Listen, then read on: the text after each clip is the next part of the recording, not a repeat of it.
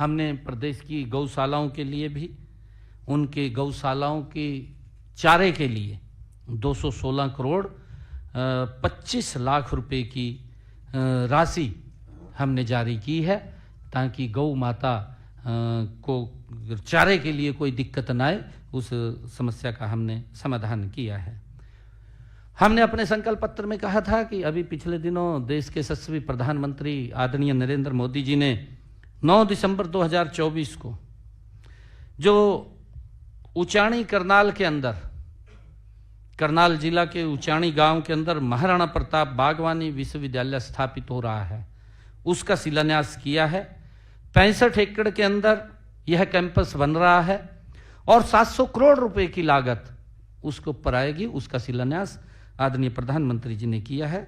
हमने अपने संकल्प पत्र में भी उसका जिक्र किया था और हमने उसको पूरा किया है। हमारे जो व्यापारी भाई हैं, प्रदेश के विकास में अपना महत्वपूर्ण योगदान रखते हैं। हम उनके हितों के प्रति पूरी सजगता से हमारी सरकार काम कर रही है। मुझे आड़ती मिले थे आकर के, क्योंकि केंद्र पूरे देश को ध्यान में रख करके पॉलिसी बनाता है। उन्होंने पूरे देश के किसानों के लिए जो आड़तियों का कमीशन था वो 46 रुपये रखा, परंतु आड़ती कहने लगे कि हमें इसमें पूरा नहीं होता, आप इस कमीशन को बढ़ाएं। तो उन्होंने एक हमें ज्ञापन दिया था, हमने अपने संकल्प पत्र में भी डाला, और डाला नहीं, हमने उसको पूरा कर दिया है। अब हरियाणा के हमारे आड़ती भाइयों को जो कमीशन का उन्होंने 46 रुपए के अंदर देता था, अब हरियाणा उसके अंदर ऐड करके 55 रुपए देने का काम हमारी सरकार ने किया है। और मुझे खुशी है कि आड़तियों के खाते के अंदर उस कमीशन का 309 करोड़ रुपए की राशि भी हमने जारी कर दी है, उनके खाते में चला गया है।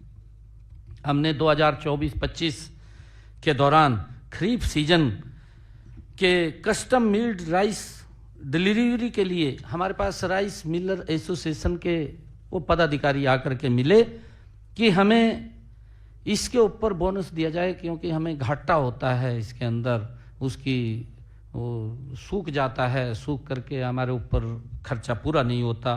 तो हमने उन राइस मिलर्स को भी हमने कहा था कि हम आपको लाभ देंगे। 62 करोड़ 58 लाख रुपए की प्रोत्साहन राशि भी हमने उनके खाते के अंदर पहुंचाने का काम किया है।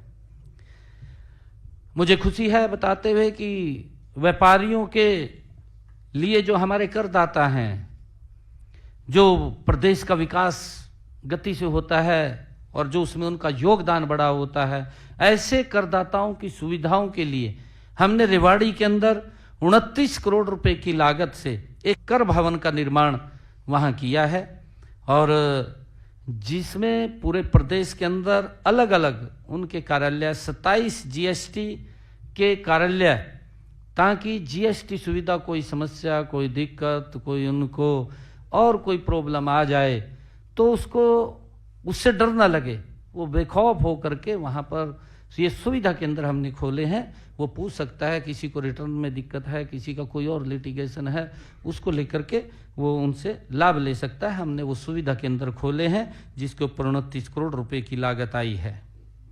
हमने गत 2024 को छोटे व्यापारियों को राहत देने के लिए जीएसटी से पहले 7 अधिनियमों के तहत बकाया कर राशि के निपटान के उनके कुछ लिटिगेशन के मामले थे। हरियाणा के अंदर ऐसे हमारे लगभग 10 लाख से जो रुपए से नीचे व्यापारी थे, 2 लाख ऐसे हरियाणा प्रदेश के अंदर व्यापारी थे जिनका ये टैक्स को लेकर के कोर्ट के अंदर लिटिगेशन में थे। उनको एक बड़ी राहत देने का काम हमने किया, हमारी सरकार ने किया है। हमने उनको राहत दी है कि जो 10 लाख रुपए से नीचे के हैं, ऐसे लोगों को ब्याज तो पूरा माफ किया है, ब्याज के साथ साथ उसके मूल का भी 10 लाख रुपए से कम आने का 60% हमने माफ किया है, और उसका मूल में से जो 60% माफ करके बचेगा उसमें से भी 1 लाख रुपया हमने माफ करने का निर्णय किया है। और इसी के साथ ही हमने जो 10 लाख रुपए से ऊपर के, 10 करोड़ रुपए के नीचे के ऐसे जो व्यापारियों के लिटिगेशन थे उनको हमने ब्याज तो माफ किया है और उसके मूल में से भी 50% उसका माफ करने का निर्णय हमने पिछले दिनों अपनी कैबिनेट के अंदर लिया है और इसका एक बड़ा लाभ वो हमारे हरियाणा प्रदेश के व्यापारियों को मिलेगा। जो ये एक समस्या थी उस समस्या का हमने समाधान किया है।